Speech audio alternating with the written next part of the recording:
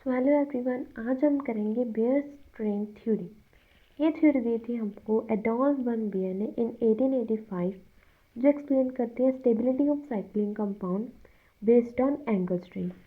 इस थ्योरी के अकॉर्डिंग क्या है, जो साइक्लो एल्केन्स हैं जिनके पास less number of carbon atom है वो लेस स्टेबल होंगे, जैसे कि साइक्लोप्रोपेन, साइक्लोब्यूटेन, और कैपेबल होंगे undergoing addition reaction through ring cleavage.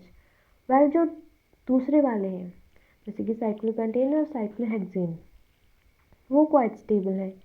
और इसी को कि जो कम कार्बन एटम वाले हैं कम स्टेबल क्यों हैं, जिनके पास ज़्यादा कार्बन एटम है वो ज़्यादा स्टेबल क्यों है, इसको हम एक्सप्लेन करते हैं on the basis of Baeyer strain theory. सबसे पहले अगर हम देखें आइडियल बॉन्ड एंगल, जो देखो जो कार्बन है वो टेट्राहेड्रल ज्योमेट्री शो करता है, उसका जो बॉन्ड एंगल होता है वो होता है 109.28 डिग्री। अब इस आइडियल बॉन्ड एंगल से कोई भी एंगल डेविएशन दिखाएगा वो स्ट्रेन कॉज हो जाएगी। जितनी ज़्यादा स्ट्रेन कॉज होगी उतना ही लेस स्टेबल, जितनी ज़्यादा डेविएशन होगी उतना ही लेस स्टेबल। Got it? जितनी कम डेविएशन होगी उतना ही ज़्यादा स्टेबल।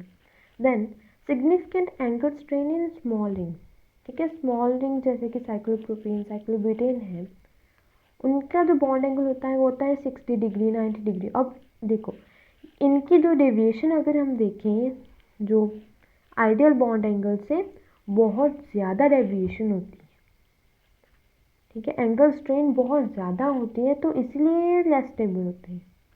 अगर हम देखें लार्जर रिंग्स में जैसे कि साइक्लोपेंटेन, साइक्लोहेक्सेन है, इनमें स्ट्रेन कम होती है।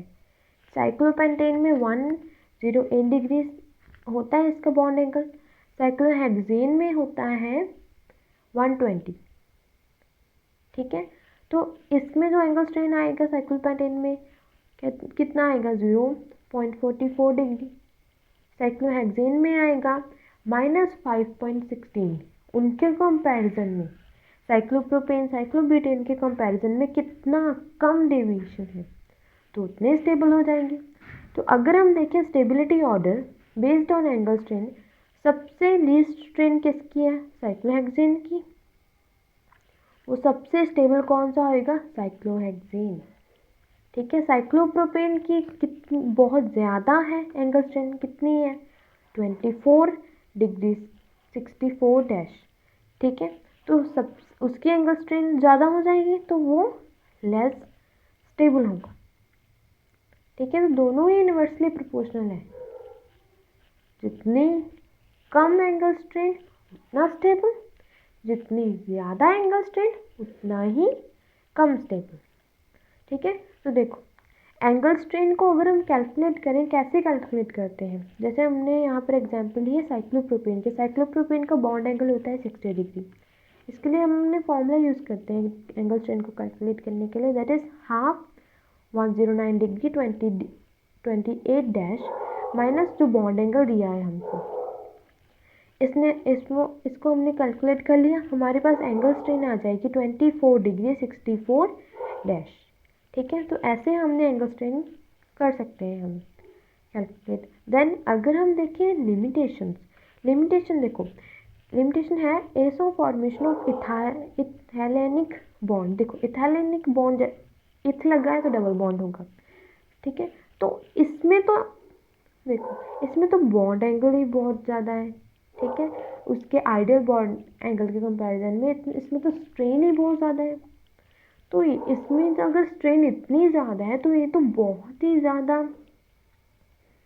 स्टेबल होना ही नहीं चाहिए ये, ठीक है। पर बेयर स्ट्रेन थ्योरी इसको नहीं बता पाई तो वहाँ पर वो फेल होगी। देन अगर हम देखें जैसे कि साइक्लोहेक्सेन है, साइक्लोएल्केन्स है, उनकी स्टेबिलिटी को भी एक्सप्लेन नहीं कर पाई, ठीक है ना। So this is all about Baeyer strain theory, ठीक है। तो ये एक्सप्लेन नहीं कर पाई ना, वो आगे और थ्योरी में एक्सप्लेन कर दिया है, ठीक है, जो दैट इज स्ट्रेनलेस रिंग्स, ठीक है। साशे एंड मोहर थ्योरी में इसको एक्सप्लेन किया हुआ है। और ये थ्योरी जो है बेयर स्ट्रेन थ्योरी, ये एग्ज़ाम में आ जाती है, बहुत इंपॉर्टेंट थ्योरी है, आपको ज़रूर कर जानी है। अगर आपको इसमें से कुछ नहीं समझ लगा, कुछ भी अगर पॉइंट आपको नहीं समझ लगा तो आप कमेंट कर देना। Hope the good for you. Thank you so much.